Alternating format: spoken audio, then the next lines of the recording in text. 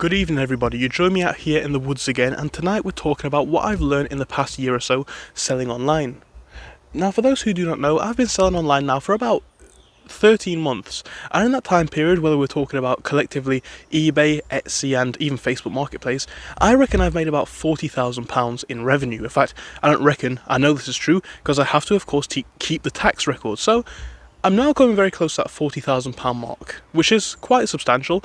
Obviously this is not all profit, there is a lot of that which is just operating revenue and some of it is losses, etc. But I now run a business which, for the most part, is a decent income. Now, when I started this business around 13 months ago, I was told by a lot of people this won't work. And I want to make a video now talk about what I've learned in the process of building this business, in the process of growing this business, and hopefully if you guys can learn something from that too, maybe you can do a little bit of this yourself. So let's start off with what got me into this. So initially, I always wanted to make my own business, and I've been doing so for quite some time. Whether we're talking about stuff like eBay, which is obviously what I do now partially, or stuff like some of my other business models that I've had in the past, like making YouTube videos like the one you see before your eyes, but on a former channel that I used to have. Business has always been something that's interested me. So from a young age, I knew that selling things is obviously a great business model. I always just knew that you need to figure out what you want to sell. As a kid, I used to sell iPhone 4s in school, as in my school days. I'd buy them from eBay for a cheaper price and sell them for a little bit more. That made me maybe £10 a week, but it wasn't very much. But when I thought about getting back into this, I thought, what happens if I go all in? What happens if I scale this business to, essentially, see what happens if I try to make a full-time income? So, I knew that I didn't have the money up front to do this. I was going to need a different model. And that's when I stumbled upon the dropshipping concept. Now, for those that do not know, dropshipping is basically you buy things from China and you only send the items out when they are ordered. This way you don't need to hold any inventory, and obviously that therefore minimises your costs. So for me, that's what I did. I started listing loads of different items to see what worked. And within a few weeks I started to get the gist of what items were and were not working. My sales were still very slow, and I started at maybe 1 to 2 sales a week. Eventually it started to skyrocket to the point where I made about £8,000 or £9,000 in a month in revenue. One day I even made £1,000 in a day, which was pretty substantial. And that was going really well until about July, when my account basically got shut down. Now I've made enough videos to talk about why that was. It was definitely a miscommunication in a way, but I thought it was done. But then I had a few weeks and months of contemplation in which I set up my Etsy shop on top of my eBay shop, and I thought, well, I might as well try a new eBay account, which is what I did, and I had a lot of success there too. Now still we're only like 50% of that total revenue from the old account in terms of monthly, but that's now about 4 or 5, maybe even £6,000 a month in revenue, so that's really good. But let's talk about what I've learned, because with dropshipping and reselling and business, there's a lot of misconceptions, and I want to kind of display them all. And also talk about what is true and what you can expect. I guess we'll talk about the bad stuff first, and that's really going to be the things that people say are true that are basically not. So number one is this requires a lot of effort. No, it doesn't. I'm sat in the woods right now at 7 PM. I've not done any of my orders today, and I've still had sales coming in. When I go home, I'm going to spend maybe 2 to 3 hours on my computer, listing all my items, my new ones, sending out my current orders and responding to customer inquiries, whether that be returns, refunds, or just people asking questions. 3-4 hours a day maximum, and that's on a very intensive day. It's not hard to do this.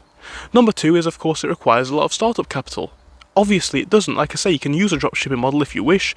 You got to read up on the terms of service of whatever platform you want to sell on, but you can do that, and that requires zero startup capital, so that's also worth noting. I think another thing that people always say is, well, this is not going to be possible because the market is oversaturated. And this is the only one of the rumours that I would say comes with a degree of truth, in the sense that everyone can resell, and especially with dropshipping, it's zero startup capital. It's taught by so many of these online gurus now. Loads of kids are doing it. Most industries with dropshipping are oversaturated. But like I always say, and this is a big thing, if you can do things differently, better, or in a way that people don't think of, you can still profit off this industry. Don't get that wrong. You know, you can make a lot of money if you do things a little bit differently. So dropshipping is not oversaturated. Some of the specific markets for it are, but all of them, not all of them are. Some of them are very open, and that's of course where people like me have been able to come in the last nearly fell over in the last year or two and really build a business that's successful. So that's what I'd say. With that being said, there are a few things I have learned and things that could never prepare me for this.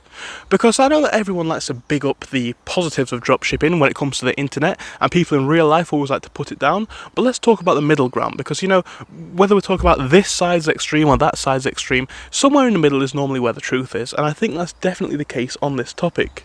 So what are the challenges I've faced with dropshipping myself? Well, I think a big one that people kind of do not think of is the scale of the business. And what I mean by that is to do dropshipping, it's not like it was maybe 2, 3, 4, 5 years ago. You're not going to make a little cheap crap AliExpress mock-up store and have $1 million worth of sales. In my shop alone on eBay, I have over 300 listings and add in about 5 to 10 every single day. And my shop on Etsy, I have 150 listings, adding about 3 to 4 every day. That's what it looks like to make an income on these sites. You don't do it anymore with these little AliExpress type sites, which essentially get no foot traffic because nobody trusts them anymore, and that's just the way it is. I don't make up the rules, that is basically just the marketplace, because everyone's seen these sites, everyone knows that AliExpress exists nowadays, you can't do it like you could once have. Another big thing is, what I'd expect, or what I'd have not expected, is the onus on the seller, i.e. me and you. So let's say that something goes wrong with an AliExpress order, which is where a lot of people, including myself, dropship from. You'd think that you could kind of backtrack it to AliExpress, and sometimes you can get a full refund, but other times you're completely on your own. And basically, once you've sold the product, whether it be on eBay, Amazon, Etsy, whatever, you are now responsible for it getting to the customer, and that's important. So sometimes you have to swallow losses, which is not one thing that I kind of expected. So, especially in the first month or two, thank God for both of my trials on this business. The first month was completely trouble-free, but let's say I sell premium items like I do now, 1 or 2 returns in the first month could wipe out a lot of your profits. And even nowadays, my profits can be reduced by 10-15% just by returns and refunds and items not arriving. It's not necessarily a bad thing, because of course you still got 90% of your initial profit left, but I think people don't necessarily plan for that or think of that. Yes, you can sometimes get back with the AliExpress seller, but essentially if your customer on eBay or Etsy or whatever isn't happy with the product, it's your place to solve it, and I think people don't expect that. And again, another thing that I'd say, which is something that I've learned in the past couple of months, because everyone sells from AliExpress to eBay, Amazon, etc., it makes more sense, if you can, depending on what the industry that you want to sell in is, to search outside of those sites. So what I mean is, there are different dropshipping suppliers here in the UK, in the US, depending on where you want to sell, etc. There are dropshipping suppliers all over the world. If you want to sell in Canada, you will probably be able to find a dropshipping supplier over there, and the benefit of that is that not many people on these sites are going to have that product, because everyone just goes for the cheap generic AliExpress. And it's like I always say, and it's like I said in my last video, business is not a lottery, it's a process, and if you want to be successful with it, you're going to need to do things differently, and I think that's definitely still the case. So that's one thing that I'd mention. I think another thing that I'd say is the time required. This seems obvious to people who have actually run a successful business, and even in retrospect now, after building this business, I understand it, but at the start I didn't, and even now sometimes it feels a bit sluggish. In 6 months, which is probably the amount of time that it took me to go from my opening of my new account, the one that I've got now, to where I am now, to get up to £4,000, £5,000, £6,000 a month in revenue is great. But it feels like, why is that going so slow? It's amazingly good, even if it drops to 3, that's still really good. But when we're out here to quote-unquote get rich quick, as a lot of people are, we see our businesses as failures, and a business that's maybe making 3, 4, 5,000 a month now becomes a failing business. It's not, but it's how we see it. So this is not like, the influencers often say. I'm going to say it straight up, you can make thousands of pounds in your first month. That's straight up true. But if you're looking to make, that continued level of growth, that's probably going to take months or years. And that's okay. You're going to learn a lot of stuff along the way. But this journey has been a really interesting one for me. Apologies for the flies and the camera and the rain that's now coming down. I guess what I'm saying is this journey's been one for me where I've learned a lot of things, and if I can share that with you guys, then that's great, hopefully for you and hopefully for me too. What I'm saying here is dropshipping is something that can be a business, a genuine, legitimate business.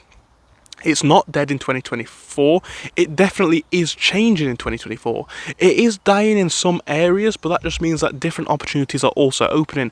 And if you acknowledge that fact, then you'll be fairly good for it in 2024, 2025, etc. It's about playing the markets differently this year. It's about playing the markets in a way that people aren't. It's about shipping out faster, and that's another thing that I forgot to mention actually. Shipping times are paramount with dropshipping. Be aware of that, because a lot of places, from China especially, do not ship very fast. So stuff like that, you've always got to find the competitive advantage, but it doesn't mean that the market's dead. There's still a lot of opportunity in dropshipping, in reselling, in business online. A lot of these markets are very tapped into, but it doesn't mean that they're finished. That's what I'd say for this one, and that's what I've learned in my journey. So thank you for watching. I hope to see you soon. Goodbye.